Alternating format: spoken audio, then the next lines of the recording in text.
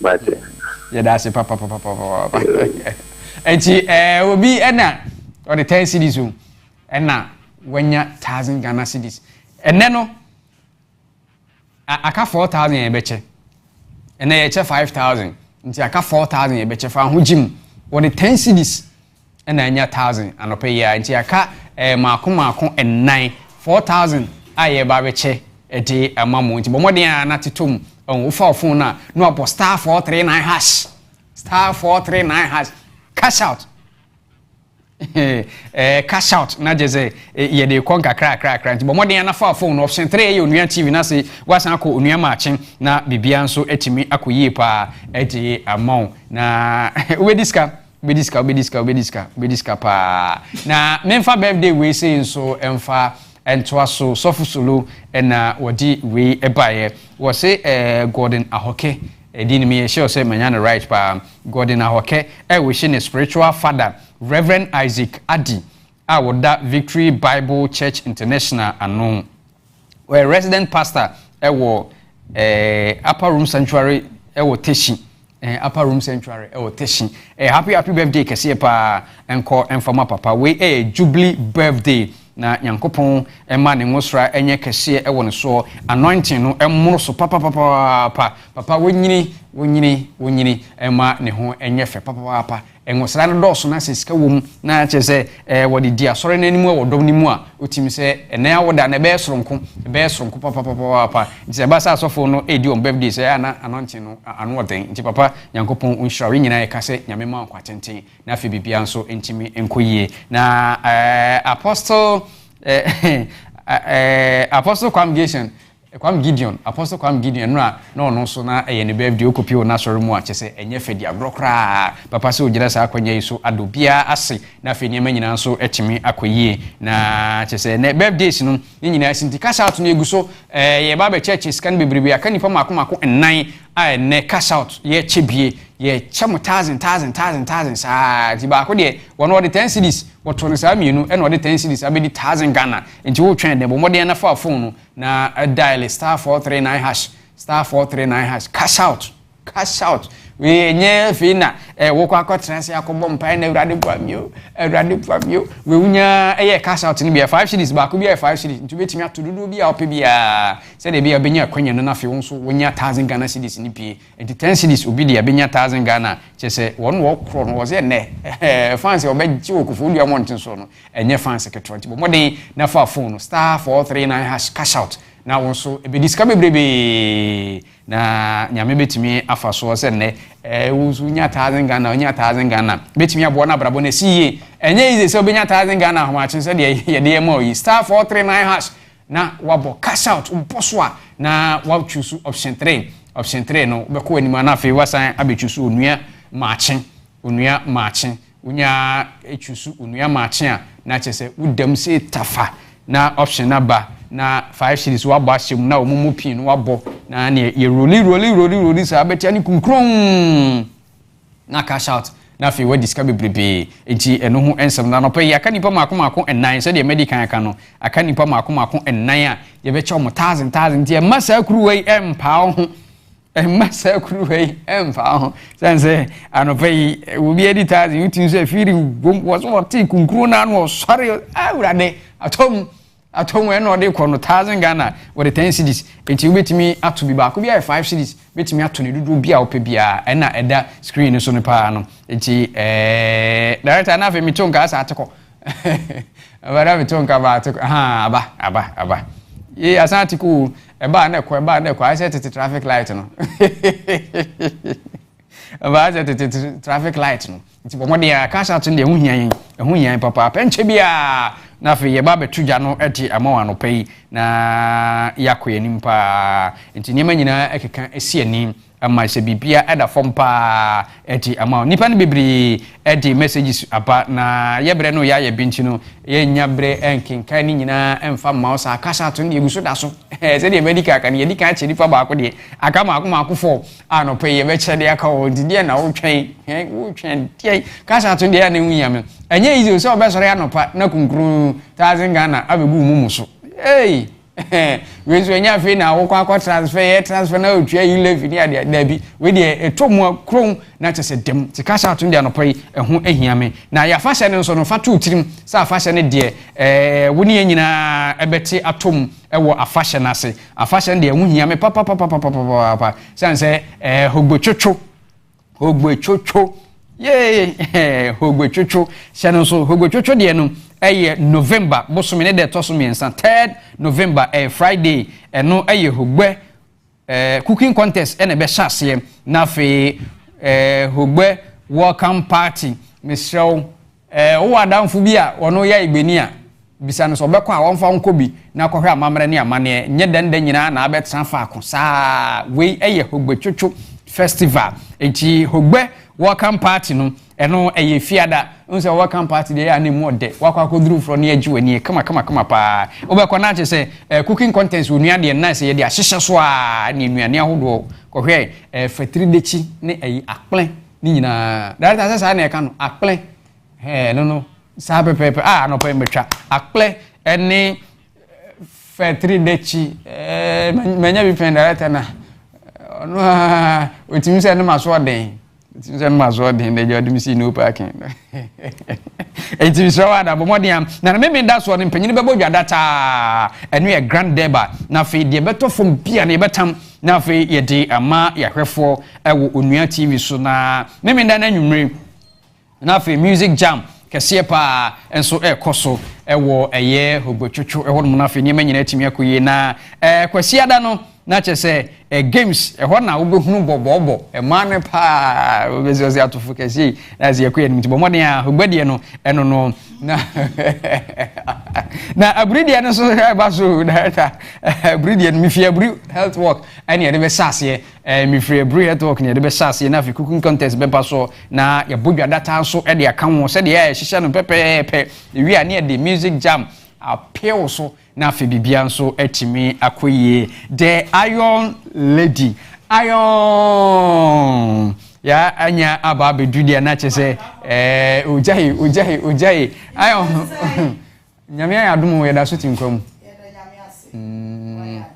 juma fine pa o se yakwahe aburi ana hogbadi ahi na dikan aburi de na dikan okay eno ya da ben aburi de no October 14th. Oh, and yes, Saturday, ya Saturday, ya. You. And no, I'm free a brew head walk on a basono. Okay. BBI to me, Akoye. But I didn't Casano, you best start from Friday, 20th October. Contest. Okay. 20th October. I bet you are boy apata. The weekend winner a year head walk no yet netting yempum we are you for near with our exercise it be carrying into yempum a bus a poor pom day a poor pom and na okobana se wan to aso bi ma be so nkotodwe no na nyina na mututu nti okobana no abeto aso ehun hia pa but inshaba me da say wa bo adwuma pa but na ye ba se ye bebisa questions keke ye bebisa questions ye bisa Ghana for so questions ye bisa Ghana penyo for questions enti ye the video ne to ho a ye bisa question wo fia na wankasa wayi ano ebrabem na director makwan a ye bebie phone lines okay because to da bia ya na obi wo wanka onye opportunity akade me ye no kroba ya chesa but most of times ya na yenkwa ye be ranti ane yekọ eti na ye bisa questions nkwa o Eshiraba. Mami misa wo di ansa no wako. Okay. Galamsey fight no. Eye hwanya sade ase ebetimi atu ase. Galamsey fight no say amanyofo etwom ho firimu a. Na say amanyoni bia amfa ne ho anhyimu a. Ebetimi akokono akoduru ba bia enkunimdi ebetimi aba. Amanyofo no so wo modonso. Nti omunyina anasesen omunyina na titiriu na se obi wo ye small scale mining na enye Galamsey yes ba ye kan Galamsey na nkasa ya menye sure se sadia ekwan ya fa so a ye tu fam agudie na ye tu Galamsey no said the omo de excavator e wo me nye sure say timamufo wo mo sa nkuro nketenkete ana say nkuro akese ni mo wo ba bia yetu no no me nye sure say omo benya sika de atogada say hu niema ne ade a efiri so na eba okay ya manyofo na wo mo na sika ni kuta om sesei Matias ye enti inshaba ka ne de time no so a mema won so waka wo de Matias ye eye simple enti mesra pa de mu oden enne enkomo e wo ne ye ba be sa question say enti galamsey no ya kase ye wo se esensuo esensase aden na ye ntimi ntu ase ye wi a attorney general Honorable Godfred Yebu Adame or the report on Professor Frimpong Boateng. Sir, Ishabaka say Prof. Ochura report to come President. Ebe kwesi Chief of Staff so. Ewi eche yaso yakwachi Prof. Krama OSP. Ma ni bail ni ade. Enti na hu hia say ye investigations. Investigations na ba wiye. Enti report no asa when aye kwaya nim no ye nyina ye beka report no na wo de wamu a wo betia say the reasons why and apay ye see bisa questions say enti galamsey no ehefo na eye because e look as say ye nim nkrofo mo ye o but ekoso ye ni tuasa ade na ekoso by Ghana panyufo si omu nim nkrofo ko omo ye galamsey no. According to the report, say you nim enkrofo mo ya gala no. But sense you, sense ase. Inti say Ghana for yanya den. Yanya den. But answer na yeba to aso no. Yan kai Ghana for say and then ye di former first lady 1 week in right. Mama Teresa. Aye, Mama Teresa. Yema President Kufuor ex-President Kufuor yako eno de akire ye de ho nkomo be bro proper but anopa we de enibre wom nti yaya wa de pan ye nam me ho enshaba me ntime wase the reasons why ya problem baako yentimi solve wo krom ha o ya musa de no aye problem ba yentimi solve ada ne yentimi solve because enkrofo bi nyom sika wom Enkrofo benefit wom at the expense of me no mienu. That is my problem.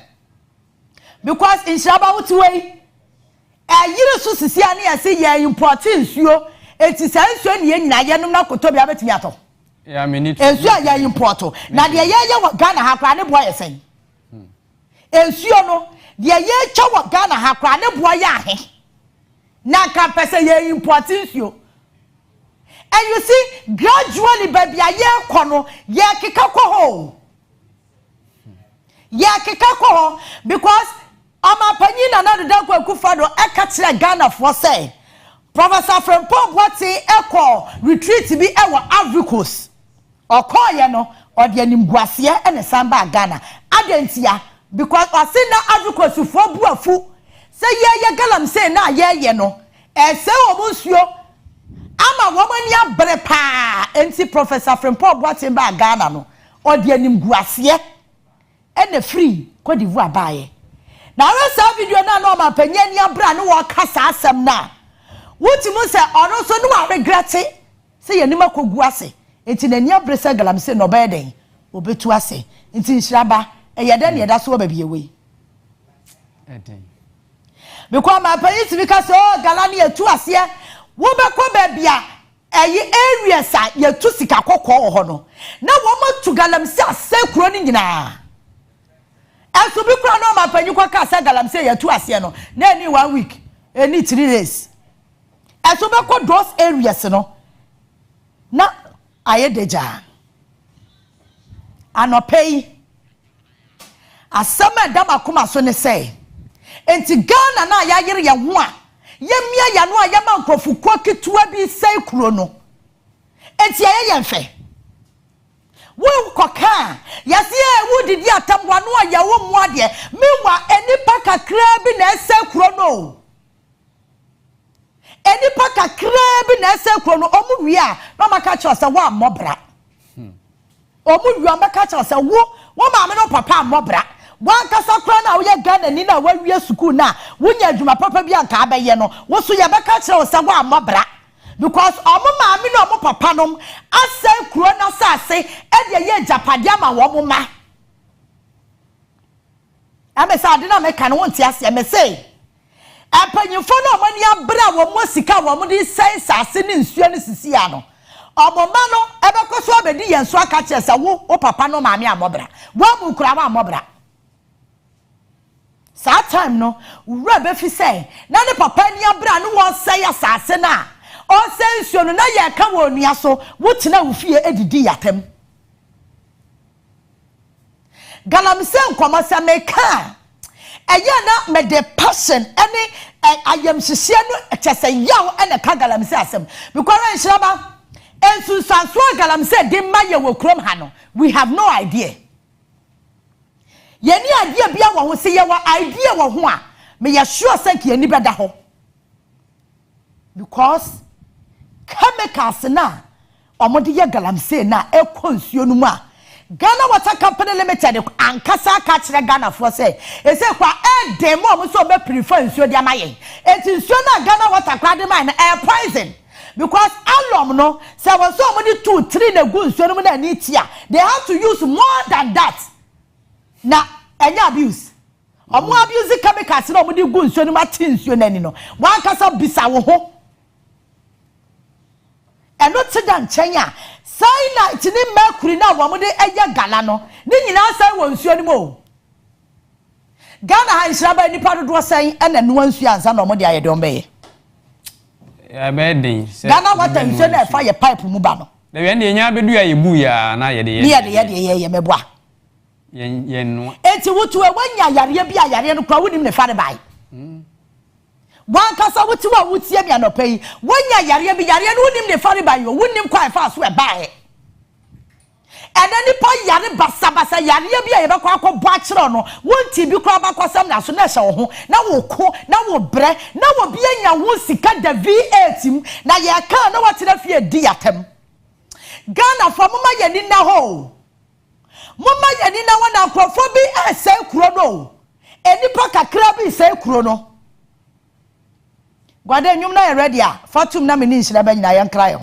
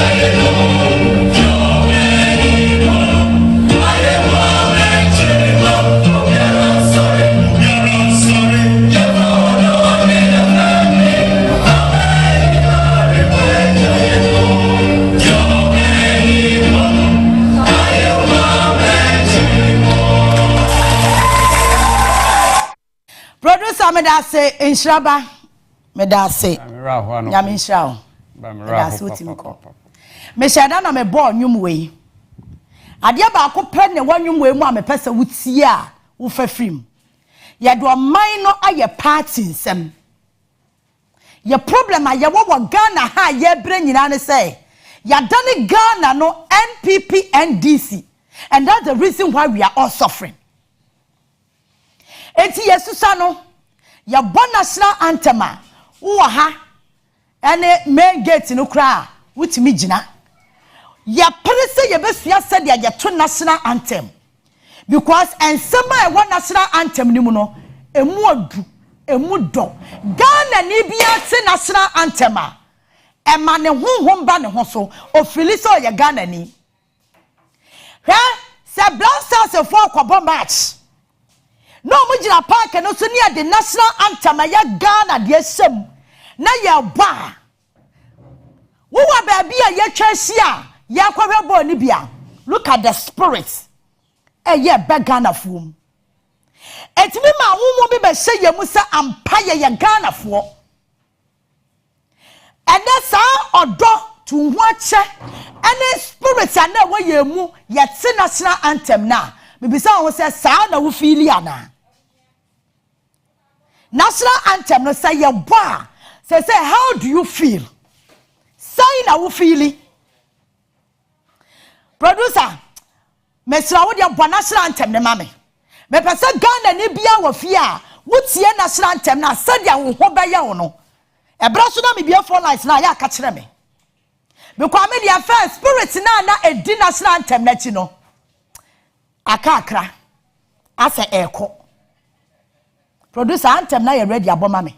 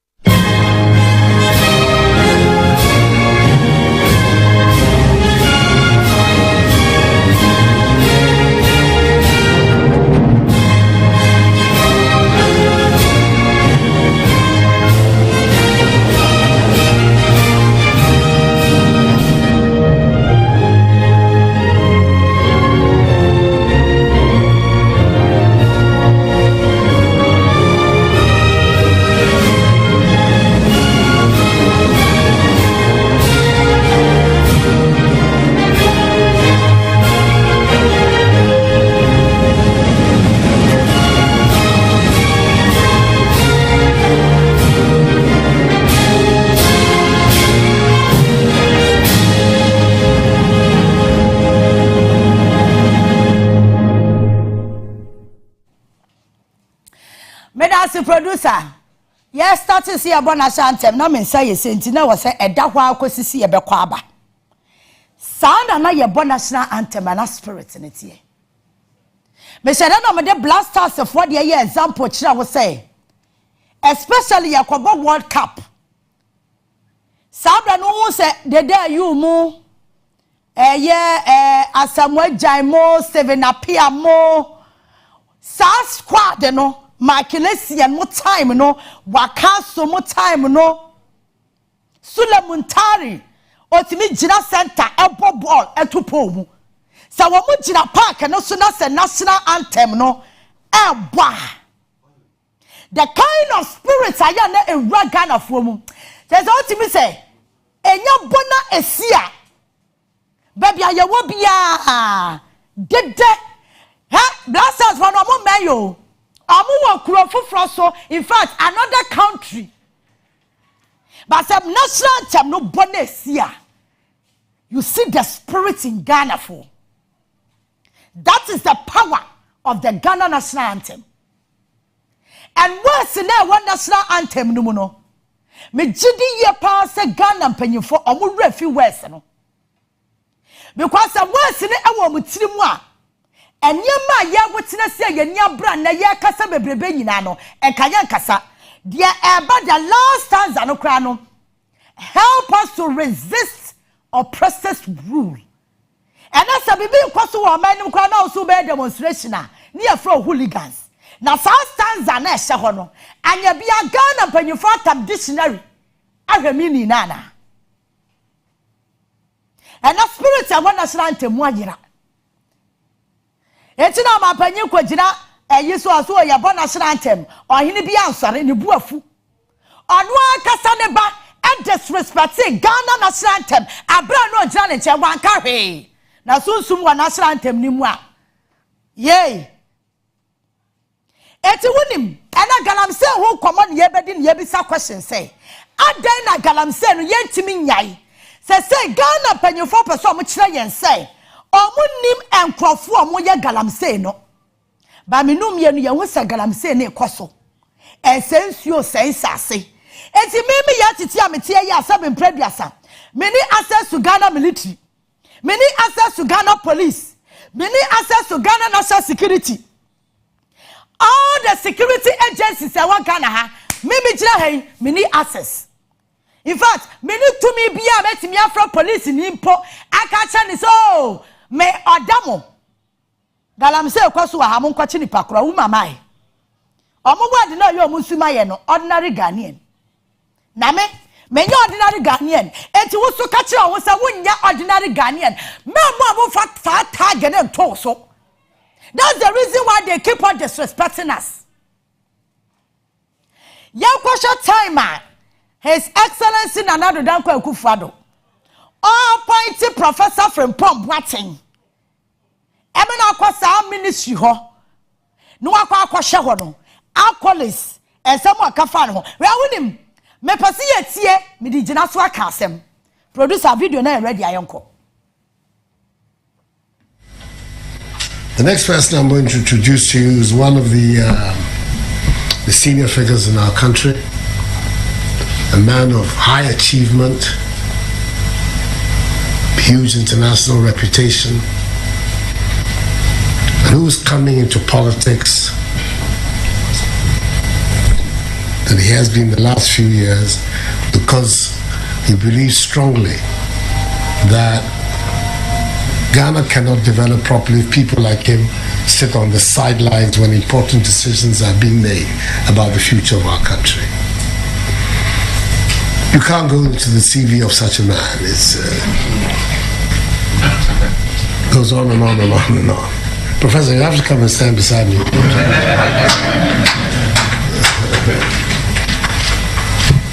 You all know him. He's a world-famous doctor, the founder of the cardiology department at Kolebu. He's run Kolebu.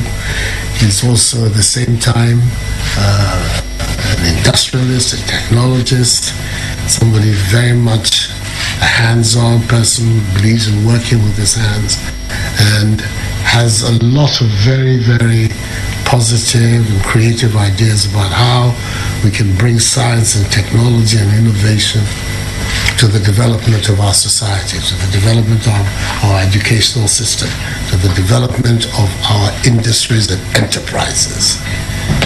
In the same token, of course, the protection of our environment is now a matter of great urgency. We can't continue to watch the degradation of our lands and forests that we have witnessed in these last 10, 15 years and hope to be able to bequeath to the next generation a safe and workable Ghana. So I've invited Professor Kwabena Frimpong-Boateng to come and take on this onerous task as Minister for Environment, Science, Technology and Innovation. And I have no doubt that 4 years in this office, especially if the money people in our party, in our government, are able to provide him with the relevant resources, we'll see a radical transformation of many of the ways in which we're doing things in Ghana, all for the betterment of our country and for its progress. So he's a man who has been honored by everybody in the world, locally and internationally. He's this man who has come and help my government and the people of Ghana move forward. I think that is one of the best choices I could have made. Professor.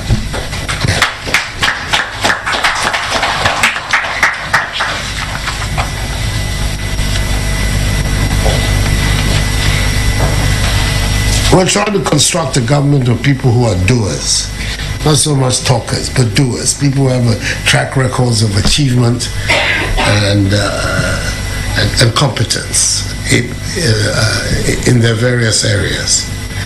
The next person I'm introducing to you is a man who has developed well-known special. So that's His Excellency President Nana Addo Dankwa Akufo-Addo 6 years ago. One and someone kafa Professor Frimpong-Boateng or say, "Ukwa wiase nyina papa no omudi obuo ene die ma no." Esa sa oya panyi ba ko doctor ni ba ko a odi ka ya akoma ho operation a oya Ghana ni e wo Ghana ha. Eti wiase nyina de obuo ne ene die ma no because of integrity. Eno dan chen ya o say ministry no ade ne kɔ no environment, science, technology and innovation and yama 9 and ya kabo mu ye ne baako and ya de Professor Frimpong-Boateng ko ho wo wi niam a ma panyi ka fa prof ho a e kire say sa manu aginidi afeti abrafo baako sankai o say se ne ya kwaye no degradation yes sai kwaye no o wani so ade huru say Professor Frimpong-Boateng ba sa niam na yakoso wo ye kwaye ni mu nyina no etuo betwa wey aye 6 years ago and I mean no me nyina be kwa ne boko se be ya asem na meka no beti ase proper eti wo ma panyi na Addo Dankwa Akufo-Addo ete ho no onim say galamsey ekoso wo Ghana to the point to akasa or the presidency battle on the line. So when Timia fight galamsey a nasa so obesi fomo say no obeye danyo but you catch Ghana for ne say or the man panyin dibra no abato so na wa hye Ghana for bo say galamsey no obetu ase. Now listen to asamba akwa man panyin kai or say wo your swa for minister na wona ban mu na what dream chira wo say ono na mammo na wo bebu mu na wo be pesika ya hu ye dia ene obetira wo say emem kura menya mem kwa private sector esan say what de obetimi akoye de opesa wo ye na wo de nya sika na ono na mammo de corruption adwuma ehonte say wo de benya sika nya de wo benya bi wo eti afa de eye den ena ne abai peso aka kire Ghana for say onim enkrofo mu ye galamsey wo kuronim. And you see they end up arresting innocent guys no mo nkura nketo mo ni adwumaye no Amusana no ma kwachichichi sa boys no ma shada do ma be go prison no ma catch Ghana for so ya chi nipa 20 ya chi nipa 30 no mo ya galamsey ya jeni omo and we are happy. Meanwhile sa nipa na kwachi ni wa menam no mu ono oni sa sika no de be kwakoto concession no oni sika ye de to excavator oni sika ye de to chamfan enti problem na kasa na da ho no abai na hira kwasi ya nchen en waso asem na ensafa en wase me ko galamsey enti di abai ya na say Ghana maburo mu ni adwuma ya out of frustration akwafo akwaje concession eye galamsey ya wamso akwa bi ekoye bi no ni akwachiche sa boys ni nyina ni odomako akogu prison yes ye fight galamsey. Meanwhile nipa no eye financier a oda viet mu ankra hanu ma helicopter eco site won kofa gold no sa nipa no ye jano ho oda so ne nam ho ye nche no every say we are fighting galamsey. Are we jokers? Are we jokers? Sure. Enti atoda bia ensema Ghana panyimfo aka no eno ani agira so ne di bi so mo question o etu obi chencha no the assembly politics aya na me kra me asa enu kwasem wasi me time wo ho time na do e ka che Ghana for say or the presidency battle on the line no me na me question ni mu ma ne kai e bia ma dwebe say me ka asema hye no producer let the video roll. The issue that has brought all of us here together is for the future of our country. We've gone through some difficult times in Ghana in the last few years and longer, and it has meant that a lot of people have had to find a way to keep body and soul together. So it's got people involved in all kinds of activities. And I can understand it, that the first duty of any man, any woman is to provide for their family, and you do it with the best means you can. But we have also to recognize that difficult as things have been and the looking for employment and stuff, there are things that we just cannot allow to happen. And one of them is the heritage, the inheritance that our fathers and our grandfathers, our great-grandfathers bequeathed to us, especially the space, the Ghanaian space, which we all occupy.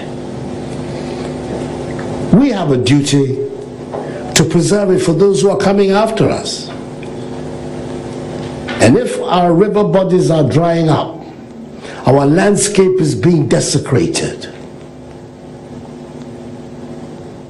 we here, leaders of our society, leaders of our nation, political leaders, traditional rulers, religious leaders, we have a responsibility to say no. This, we can't allow it to go on for our own common survival and the survival of those who are to come. We can't, if we allow it, we are jeopardizing our own future.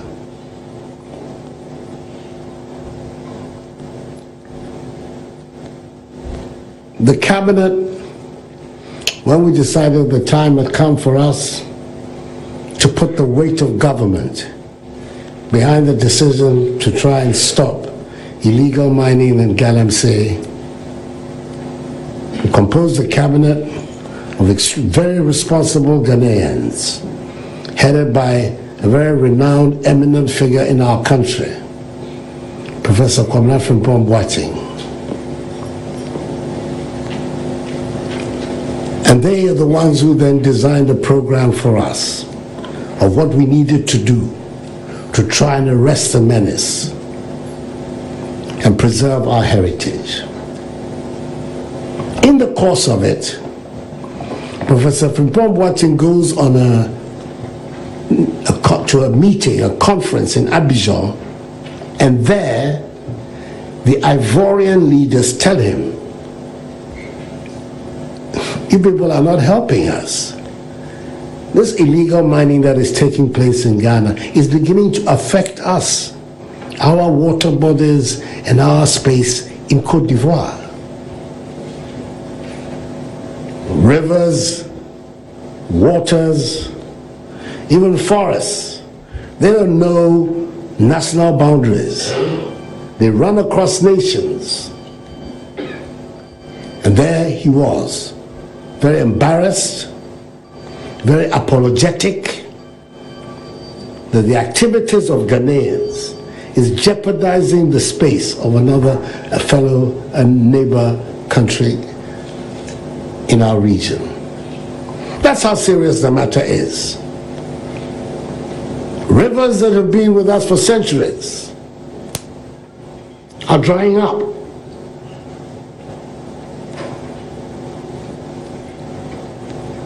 Forest areas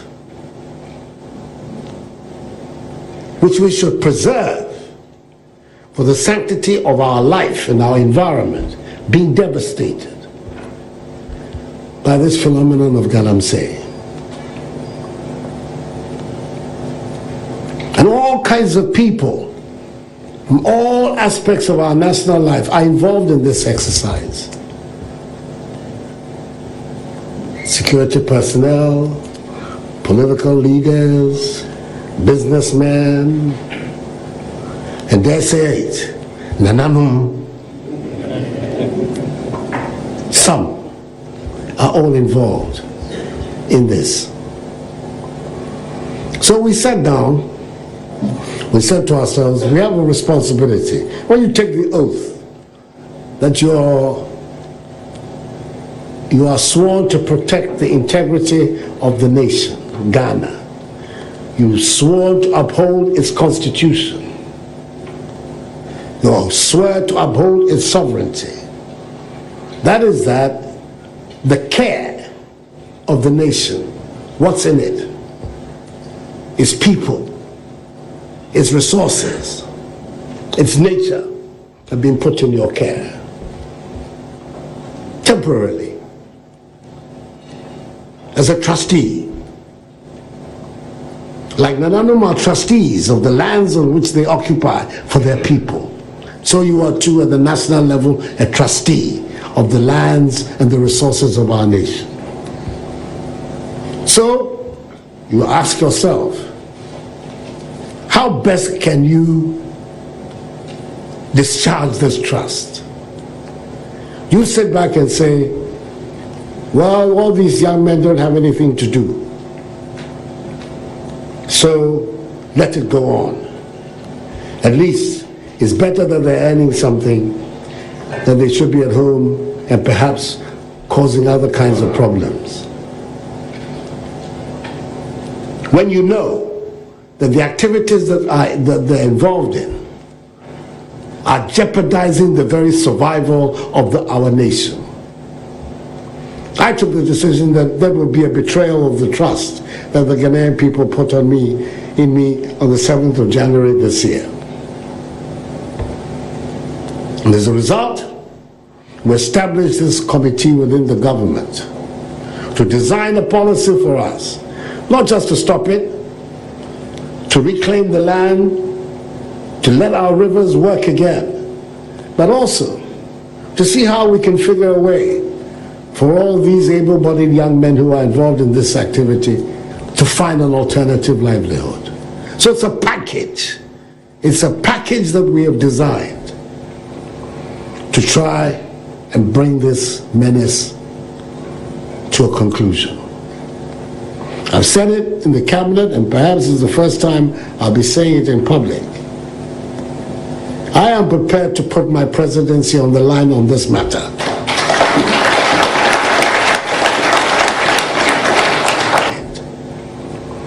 To try and bring this menace to a conclusion. I've said it in the cabinet, and perhaps it's the first time I'll be saying it in public. I am prepared to put my presidency on the line on this matter.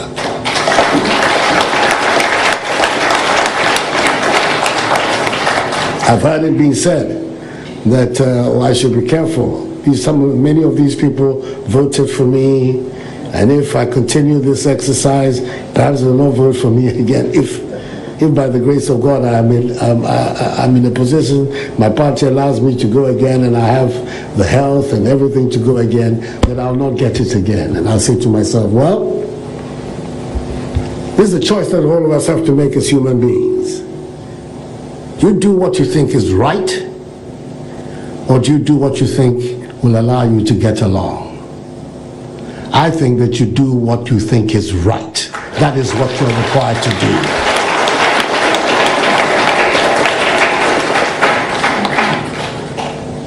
Fortunately for me, in this fight, I have great allies. First of all, within my government. The people who are in the front line of that, all of them are here. The Minister for Environment, Science, Technology and Innovation. The Minister for Lands and Natural Resources. The Minister for Water Resources and Sanitation. Eminent Ghanaians, responsible Ghanaians, who have gone out of their way to lead this crusade. But from the beginning, they said something which is the reason why you are here today. We cannot win this fight without the support of the traditional authorities of our country.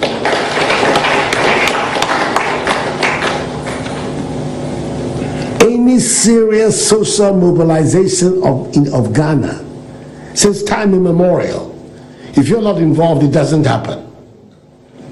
If you, the chiefs of our country, are not involved, it doesn't happen.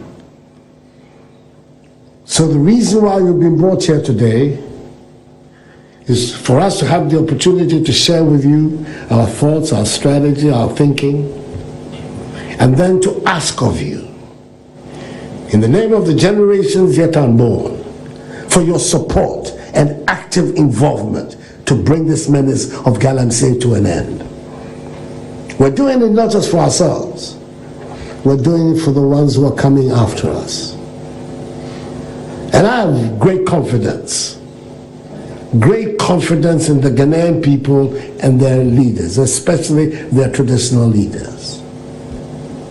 They've always stood up at these critical moments in our history.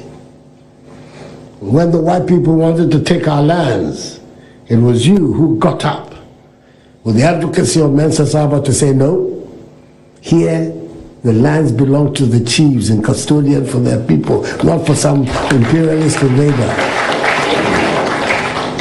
When the time came for us to say we had enough of British rule in our country, it was you who also stood up along the political leaders and brought it to an end. So the Ghanaian people are counting on you.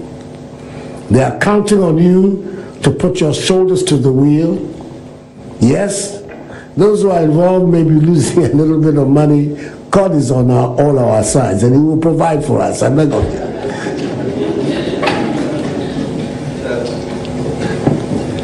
But this is the time for all of us to say we have to do something which is right for ourselves and for our future. I have absolutely no doubt about it. But if there is one right thing to do in Ghana today, it is the mobilization to stop the phenomenon known as Galamsey. It is the right thing for us to do. And I've come here to ask, to plead for your support in this fight.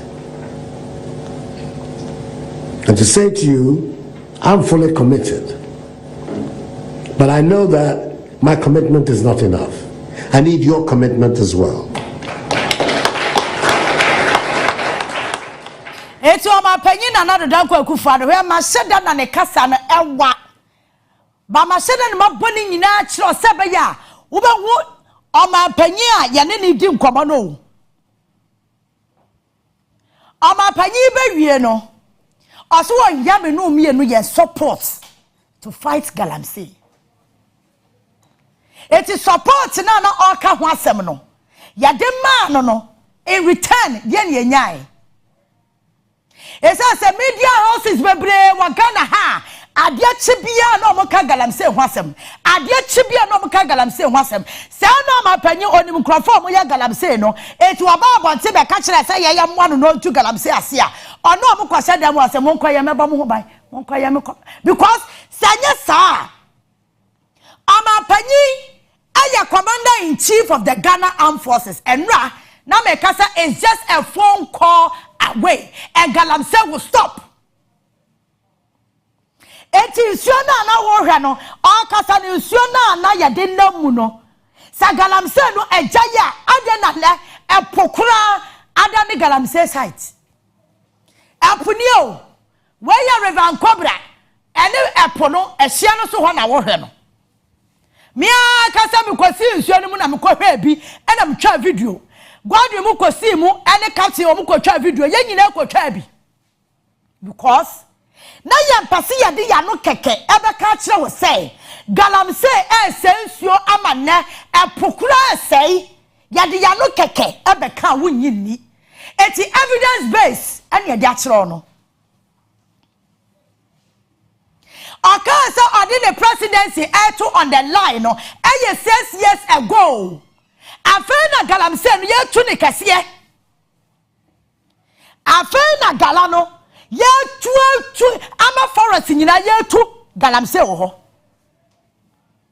ama payika se wonya Ghana fo eni nananom nyina amoa no ye nti krom ha ya ena asante hene otumfo osetutu otosumienu eka kire ye nse abugina po eni ayi osemesa o Simon Osemesa Ashanti regional minister omukwa oso omone otumfo kwakoye meeting omumoma tworo lete efri ha ene kwama otumfo se eno na onkan such a disrespect because galamsey no obia person obi beka ho asem asema no otumfo kan otumfo se ye wo ha yi emu 30% eye involving galamsey yey Osi ye nyina ye ni mo ya galamsey no aka na abugina pot ho last natural resources minister not ho si was mensa not ho ana aka kire mo se munya muti hayi muti hayi mu aka sa munnim enipa mo ya galamsey no na kanya sa oyin kase ati so otumfo na abugina pone ne krofo frinka si atro letter kwa akomo otumfo se eno no wonka ese so mu suro se ansha no otumfo akwa kika nsem ye be pa mo hontoma so Ghana fo galamsey na ye ka ne de minimara because be se kwa asema mabre Professor Frempo Boateng na kasa no mapanyima ne akolosi se papa no wonim dia adwuma obaye ogini di ene papa nanum asem okaaye no eson se ekotia nkrofo bi ewo party nim no yese enye no kore meanwhile time no profo eka aban no ho no oka asem bia ne yese no kore and you see efoma bi kwa no me blame Professor Frempo Boateng o time no one ministry ho no me ka sem chofo ko bisa no kosa eno bisa ne say galamsey fight no wo hwe a mwako be say oso yako anya we kra no yako be 70 to 80%. Hey bravo sa tam ni nyina na excavators atu nam wiem ehyehyam krofo dem hyehyam krofo pass excavator se de sitie etimi tu na nam wiem ayira wonam ayi yakane say aviation adenta wonu mko asalibotwa korea excavators ya pakegu ho ya pakegu ama sai arena ache nyansa buru nyansa asunie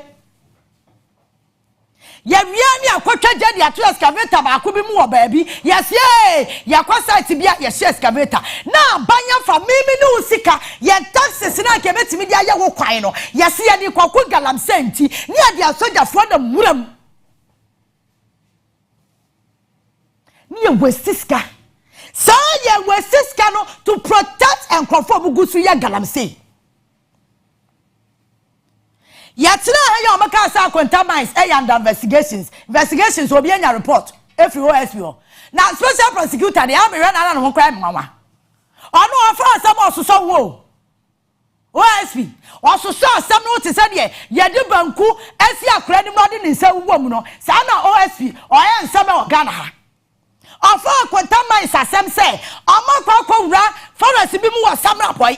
Abra last commission say why ma wo authorization, you know. Yes, yan investigation because ama panyi be clear mo so mo nya ntu garam say sa investigation akwese san yey yan tira ma kwenta ma sene samata se fa ko buani antututuo ye nyina ya wodu Ghana ha only the name of galamsey kura ya.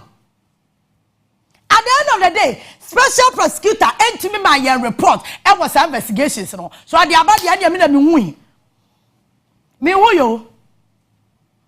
It is our case in the ho. Gode LML DC yina. Your friend saying bonzo se hwan anade sa ndini. Ah? Bonzo ke o se hwan. Ne excavator na enwo ba asem a ya chi wonu amutu mu se kwakoche excavator no excavator na ewai ya so ba ko na si assembly mu ho as excavator na ehwan dia ye se excavator no esi police fo ho ye nim ni pa ko excavator ne ya ne dia enso excavator no se menya sama na de ba Ghana ha o enipa Izima is galamsey basa ukokro no ade papa bia ne kro no eso ma sensuo ne sase wo krom ho nyina.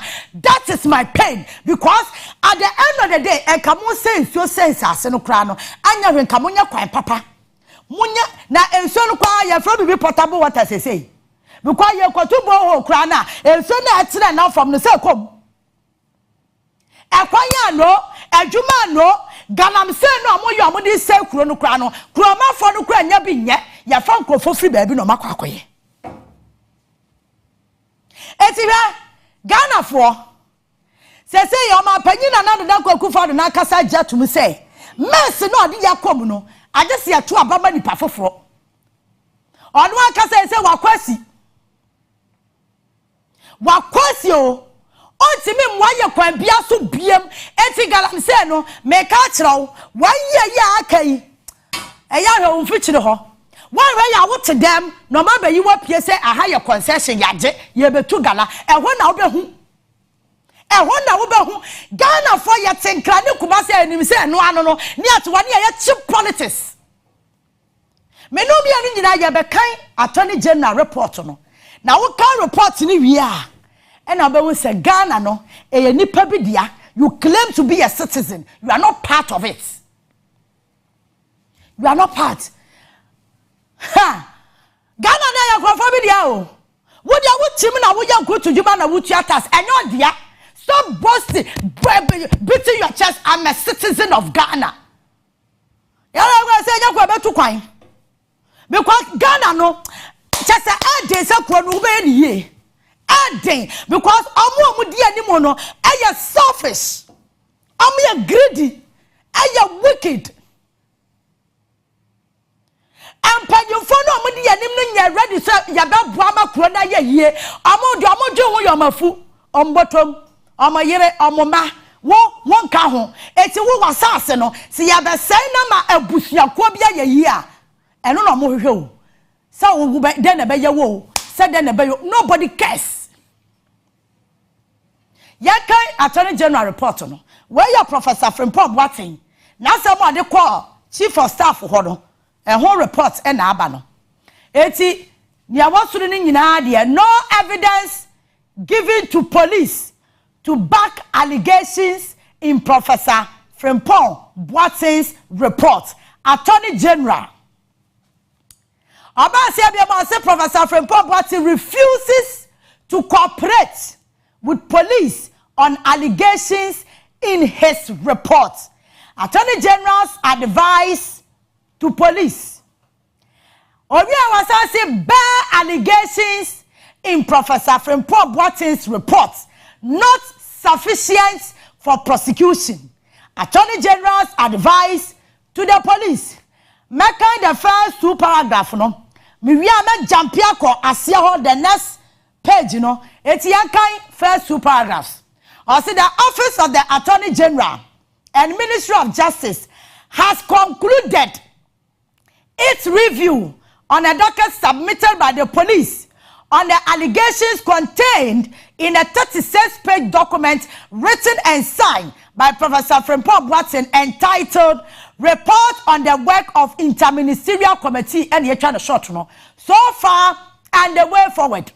The Attorney General advice dated 12 September 2023 and delivered to the Criminal Investigations Department of the Ghana Police Service on 14 September 2023 was signed by a Chief State Attorney, Mrs. Evelyn Kilson, of the Prosecutions Division of the Office of the Attorney General.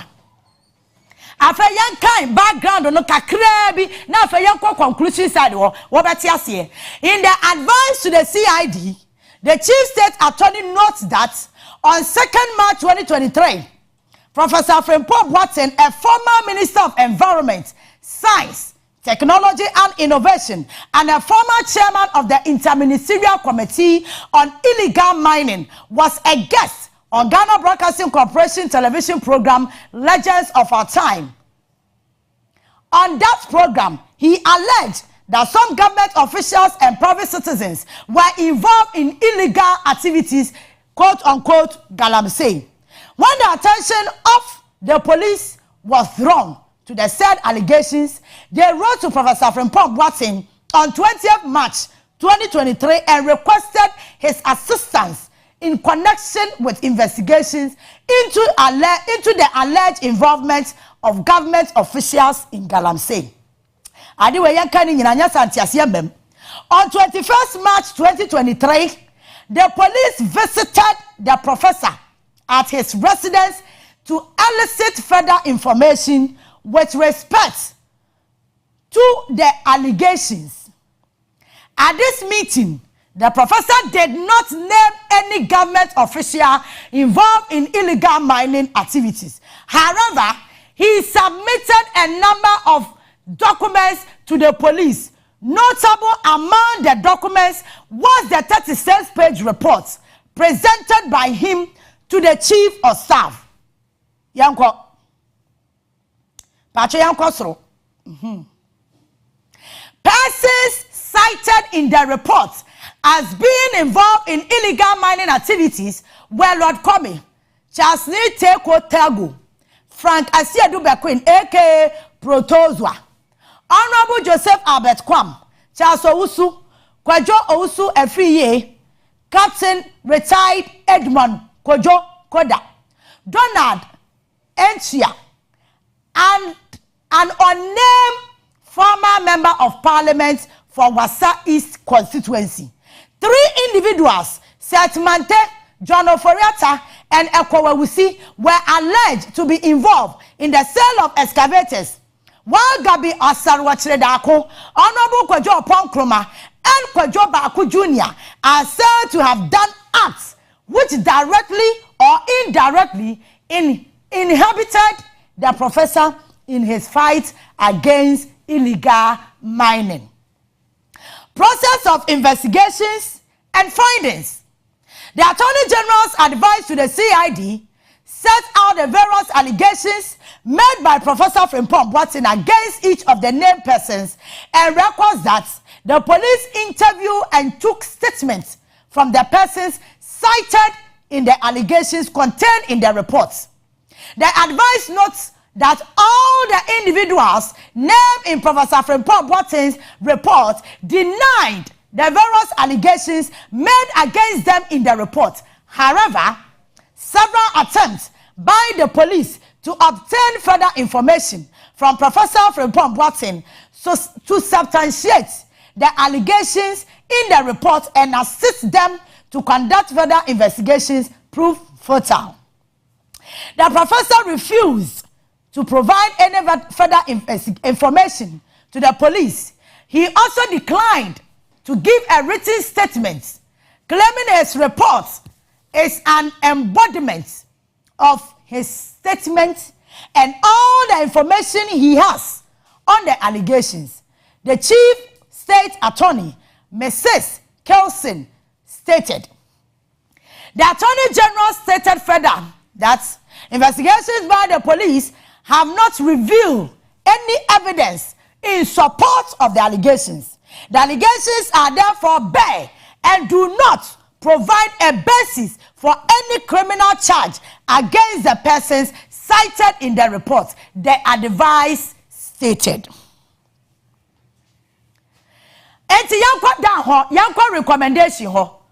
I see our recommendation no last paragraph. Mo me da se brafom kaka. The Attorney General's advice conclude that in the absence of any evidence on the docket in support of any of the allegations of illegal mining activities, we are unable to recommend the prosecution of any of the persons cited in the report. They should therefore be discharged. Underline the word discharge. They should therefore be discharged. We, however, await the outcome of the investigations conducted in some cases involving Setmante, John Oforiata, and Eko Ewisi.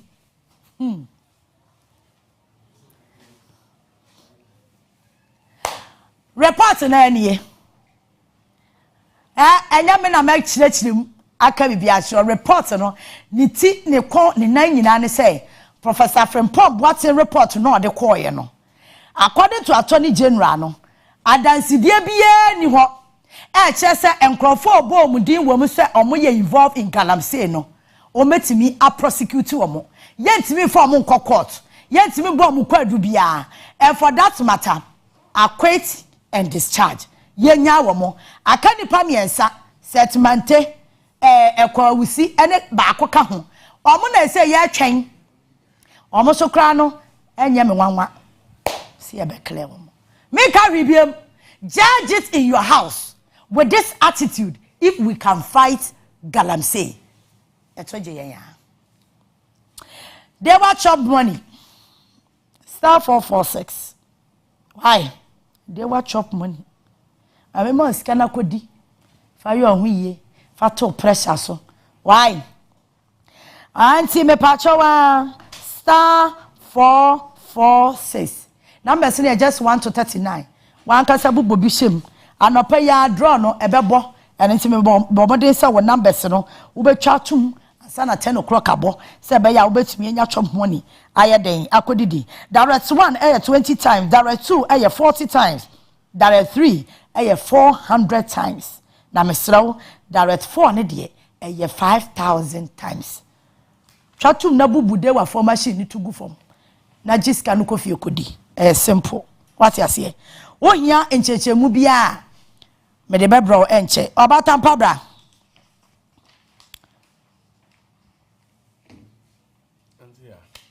Good morning. Morning. Bibia is fine. Bibia is fine. Now the about Nedu is said. Nyaman is sivo. Nyaman is sivo. And Yaman, the MSM transform will be enche.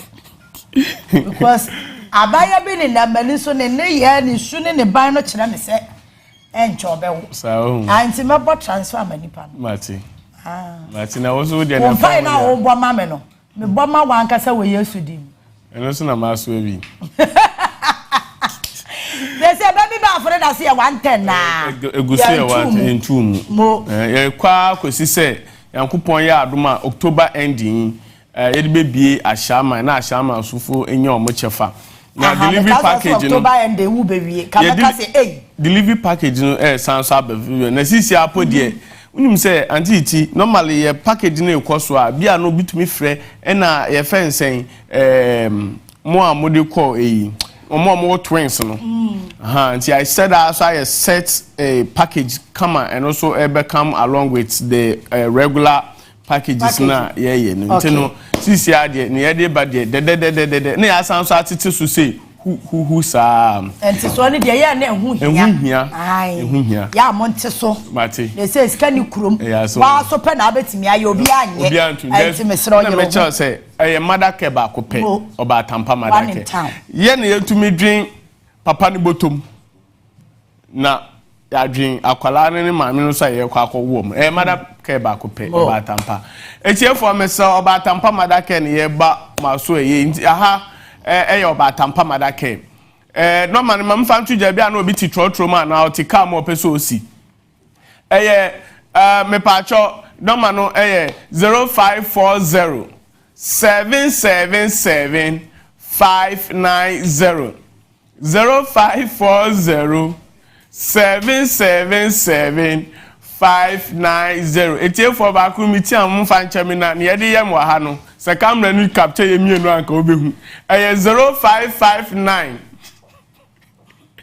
189 775 0559 189 775 ya branches no me pacho ewo Kaswa Ufu overhead na direct opposite the Kaswa overhead no overhead no Mr. direct opposite ubehu Obatampa madake oho uko new market ewo Kaswa new market ubehu Obatampa madake oho afeso uba mala market abrosan ba ko pe na esi mala market nenim uduwa ubehu Obatampa madake uko Kaneshi guest house uko Kaneshi overhead second overhead no ufi odoko na ekwa second overhead so ufi akra na eba first overhead no ubehu se abrosan kese bi si nchensa ubehu Obatampa madake oho afi mu amu hwem wo domi heavy do abrosan ni mu a domi heavy do